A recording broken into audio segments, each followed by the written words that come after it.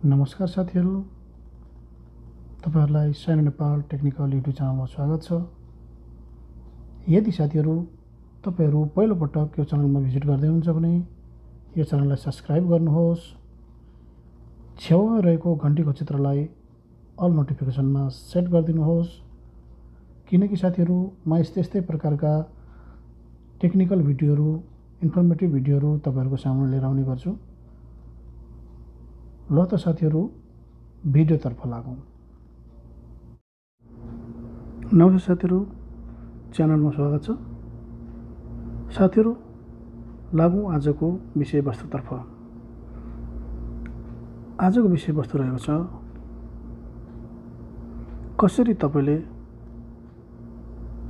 तपाईको मोबाइलमा कनेक्ट भएको वाइफाई को क्यूआर कोड पत्ता लगाउने।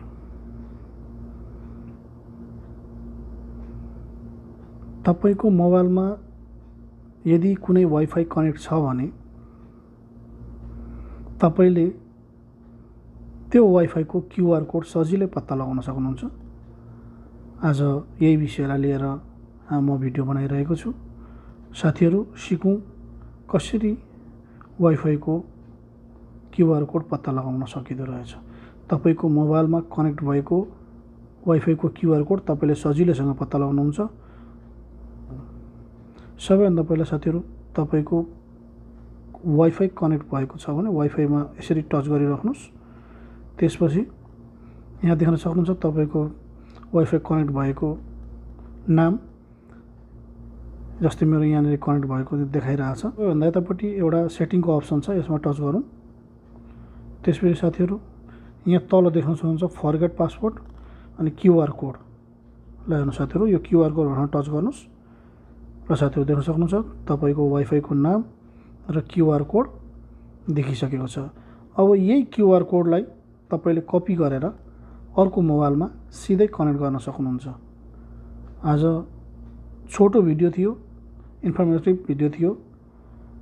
तपाईहरुको जानकारीको लागि, सबैलाई थाहा नहुन सक्छ यो तरिका।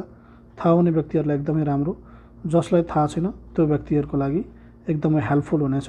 यसरी तपाईहरु क्यूआर कोड लिएर कसैको पासवर्डै नथाहा पाए पनि क्यूआर कोडको माध्यमबाट तपाईले वाइफाई कनेक्ट गर्न सक्नुहुन्छ। साथीहरु, म यस्तै प्रकारका भिडियोहरु तपाईहरुको सामने लिएर आउने गर्छु। यदि तपाईहरु यो च्यानलमा पहिलो पटक भिजिट गर्दै हुनुहुन्छ भने यो च्यानललाई सब्स्क्राइब गर्नुस्। छेउमा रहेको घण्टीको चित्रलाई अल नोटिफिकेसनमा सेट गरिदिनुस्। ल त साथीहरु, आज भिडियोबाट बिदा भयौं। आगामी दिनमा फेरि भेटौँला। नमस्कार।